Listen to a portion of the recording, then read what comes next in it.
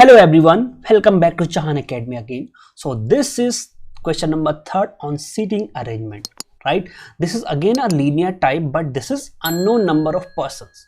In previous class we were having the fixed number of persons sitting in the row, right मतलब वहां पे हमारे पास fix था कि 8 लोग 10 लोग कितने भी लोग थे। अगर आपने वो वीडियो नहीं देखी है तो आप जाके उस वीडियो को देख सकते हो, ठीक है। उसका अलग से प्लेलिस्ट बना हुआ है, उसमें सीटिंग अरेंजमेंट, ठीक है, सीटिंग अरेंजमेंट करके उसमें लीनियर टाइप मैंने एक वीडियो बनाया, ठीक है। वहां पे अगर आप देखोगे तो वहां पे number of persons are fix, बस in this case we are having not defined fix number of persons are not defined, मतलब यहाँ पे नंबर नहीं पता हमें, बट फिक्स नंबर ऑफ बैठे हुए हैं, कितने नंबर से हमें नहीं पता, ठीक है। बट यहाँ पे जो लेवल है इस सेटिंग अरेंजमेंट का, this is easy, it means this is for the pre levels of banking examination. Other examination को भी टारगेट करा गया, जैसे एसएससी, सीजीएल, सीएचएसएल, एफकेट, सीडीएस में भी आपके पास सीडीएस में तो आपके पास रीजनिंग नहीं होती है, but for the examination which have reasoning part, right. So let's start the question. A certain number of persons are sitting in a row facing to the north. अब यहाँ पे number of persons are not defined, but उनकी direction हमें दी गई है कि they are facing in the north direction. So it means वो कहाँ देख रहे हैं, अपवर्ड देख रहे हैं। हम अपवर्ड डायरेक्शन यहाँ पे नॉर्थ कंसिडर करेंगे, ठीक है। अपवर्ड मतलब यहाँ पे। नाउ देखो फर्स्ट कंडीशन क्या दी हमारे पास, M sits fourth to the right of G. G जहां पर भी होगा उसके फोर्थ राइट में एम होगा हमारे पास। तो अब मैंने कंसिडर कर लिया कि भाई जी यहाँ पे हो सकता है, ठीक। अब इसके जब ये एम, देखो सारे लोग ऊपर फेस कर रहे हैं, नॉर्थ के डायरेक्शन में फेस कर रहे हैं, तो जब कोई भी ऊपर फेस करेगा तो ये उसका राइट साइड हो जाएगा और ये लेफ्ट साइड हो जाएगा। इसके फोर्थ राइट में हमारे पास एम है, सो this is first right, second right, third right and fourth right, so this will B am here, right. Next, there is one person sits between D and G. D और G के बीच में one person है। अब D जो है G के left में भी हो सकता है, D जो है G के राइट में भी हो सकता है। यहाँ पे कुछ लोग G के लेफ्ट में भी हो सकते हैं, G के राइट में तो है ही, ठीक है। तो देखो अगर D देखो कहाँ हो सकता है, यहाँ पर भी हो सकता है और लेफ्ट साइड में भी हो सकता है। दो कंडीशन है बन रही हमारे पास, तो हम दोनों कंडीशन को साथ में बना के चलेंगे। देखो ये जी है, 3 छोड़ने के बाद एम है हमारे पास। अब मैंने फर्स्ट केस में मान लिया कि डी जो है जी के राइट में है, 1 छोड़ने के बाद ही होगा। यहाँ लिखा है there is one person between D and G, so D can be here also and D can be here also. D की हमारे पास 2 लोकेशन हो गई। Now 3 person sit between M and P. M और पी के बीच में हमारे पास 3 लोग हैं, ठीक है।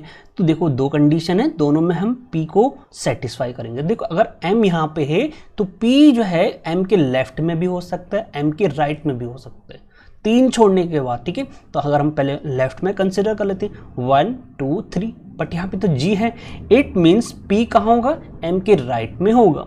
तो 1 2 3 और 3 छोड़ने के बाद पी हो जाएगा। सिमिलरली यहाँ पर भी अगर हम देखें तो 3 छोड़ने के बाद यहाँ पर भी जी है लेफ्ट में, बट यहाँ पी क्या होना चाहिए, पी होना चाहिए। So it means P will be to the right of M, 3 छोड़ने के बाद, ठीक है। ये कंडीशन हो गई हमारे पास। Now next is the number of persons sitting between D and M. D और M के बीच में जितने भी लोग होंगे is same as the number of persons sitting to the right of P. D और M के बीच में जितने लोग हैं उतने ही P के राइट में बैठे हुए हैं लोग, ठीक। अब देखो D और M के बीच में कितने लोग हैं, हमारे फर्स्ट केस में हमारे पास सिर्फ 1 पर्सन है। इट मीन्स अब P के राइट में हमारे पास सिर्फ एक ही पर्सन है, इसके राइट में 1 पर्सन, इससे ज़्यादा नहीं है। अब यहाँ पे देखो डी और एम के बीच में कितने लोगों ने, 1 2 3 4 5। डी और एम के बीच में हमारे पास यहाँ पे 5 लोग हैं। इट मीन्स पी के राइट में हमारे पास 5 लोग होंगे। तो मैं 5 पोजिशंस क्रिएट कर लेता हूँ यहाँ पे, 1 2 3 4 एंड 5, ठीक है। डी और एम के बीच में जितने होंगे उतने ही पी के राइट में होंगे, ठीक है। और the number of persons sitting DM is same as the number of sitting to the right of P. D और M के बीच में यहाँ पे 1 है तो इसमें मैंने 1 बना दिया। Now next condition है आपके पास only one person sits between A and G, A और जी के बीच में सिर्फ वन पर्सन है हमारे पास। अब देखो यहाँ जी तो हमारे पास है ऑलरेडी दोनों केसेस में, तो जी के एक छोड़ने के बाद हमारे पास ए होना चाहिए, इधर लेफ्ट और राइट। अगर हम राइट की बात करें तो डी है, इट मीन्स ए कहाँ होगा, लेफ्ट में होगा एक पर्सन छोड़ने के बाद। सिमिलरली यहाँ पे देखो जी के लेफ्ट में तो डी है एक छोड़ने के बाद, इट मीन्स यहाँ पे जी के राइट में हो जाएगा एक पर्सन छोड़ने के बाद ए, राइट। तो ये कंडीशन होगी। Q sits third to the left of T, Q कहाँ बैठा है, T के थर्ड लेफ्ट में, ठीक है। बट यहाँ पे हमारे पास T तो है ही नहीं, कहाँ पे हमने बनाया नहीं है, राइट। T की पोजीशन यहाँ पे फिक्स नहीं हुई अभी, तो हम यहाँ नोट कर लेते हैं कि भाई T यहाँ पे है इसके थर्ड लेफ्ट में, first left, second left, third left, so this will be Q। T के थर्ड लेफ्ट में Q है। And sits to the right of A, but Q कहाँ बैठा है, A के राइट में, बट कौन से राइट में, first right, second right, third right में, ये डिफाइंड नहीं है, इसलिए हम यहाँ पे सिर्फ ऐसे लिख लेते हैं, ऐसा एरो बना लेते हैं। ए के राइट में क्यू है और क्यू जो है टी के थर्ड लेफ्ट में। अब देखो ए के राइट में क्यू यहाँ भी हो सकता है, यहाँ भी हो सकता है, कहीं भी हो सकता है, अभी हम इसकी पोजिशन फिक्स नहीं कर सकते।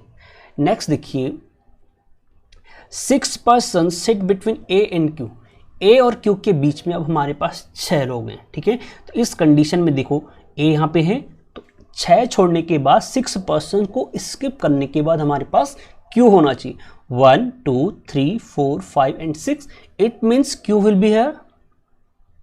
And similarly in this case 1 2 3 4 5 and 6, it means Q will be here, है ना। Q की पोजीशन दोनों केसेस में हो चुकी है हमारे पास। नाउ नेक्स्ट है हमारे पास, यहां तक हम कर चुके हैं, देखो both T and K are immediate neighbours to each other, मतलब T और K आसपास में बैठे हैं। और एक और कंडीशन है यहाँ पे कि Q कहाँ बैठे, Q हमने देखो बिठा चुके हैं यहाँ पे, Q की पोजीशन हम फिक्स कर चुके हैं।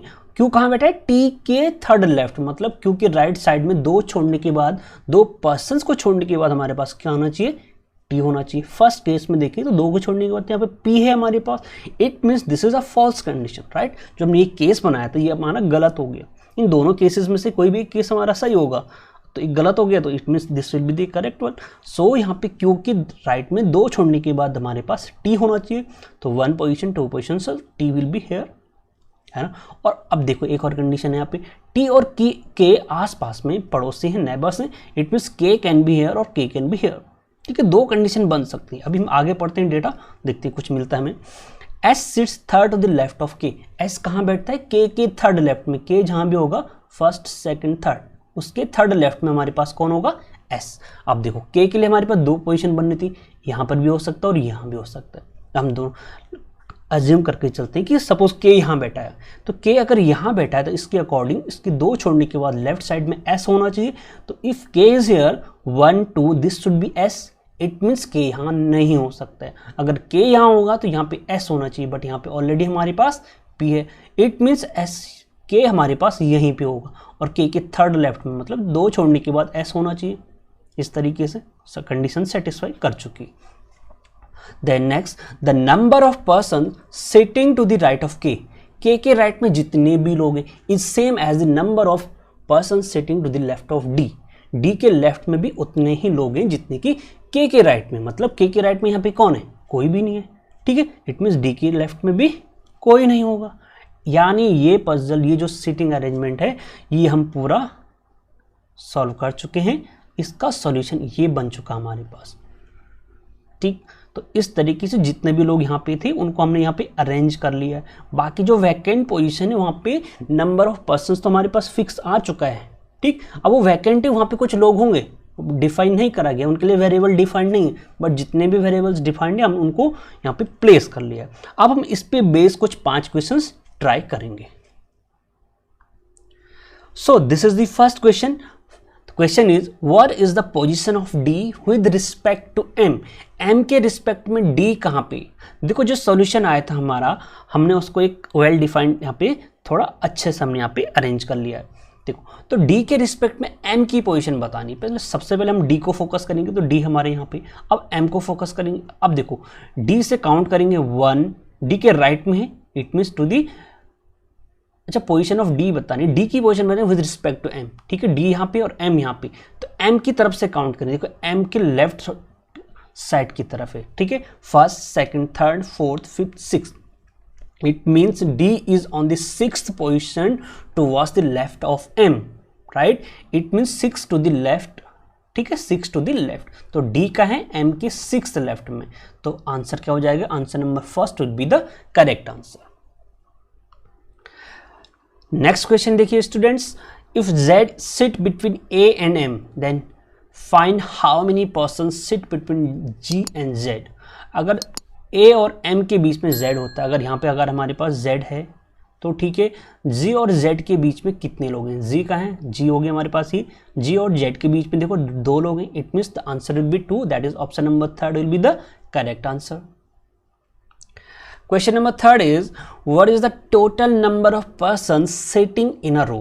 अब इस रो में टोटल कितने लोग बैठे हुए हैं हम काउंट कर लेते हैं, 1 2 3 4 5 6 7 8 9 10 11 12 13 14 15 16, तो कितने लोग आ रहे हैं टोटल हमारे पास यहाँ पे 16 लोग हैं, तो it means that is option number 2 16 will be the correct answer. चलो नेक्स्ट क्वेश्चन देखते हैं। So the question is, who among the following sits fourth to the right of P? P के फोर्थ राइट में कौन बैठा हुआ है, तो P देखें कहाँ है, P हमारे पास यहाँ पे राइट किस साइड होगा, इस साइड होगा, first right second right third right fourth right, it means T is fourth to the right of P, so the option number first that is T will be the correct answer। तो इस तरीके से हमने इस seating arrangement को पूरा solve कर लिया, राइट, ये था हमारा इजी लेवल का linear with unknown number of persons. I hope आप लोगों को एक्सप्लेनेशन समझ में आया होगा। If you like this solution please like the video, please subscribe the channel and share to your friends also. Thank you and have a nice day.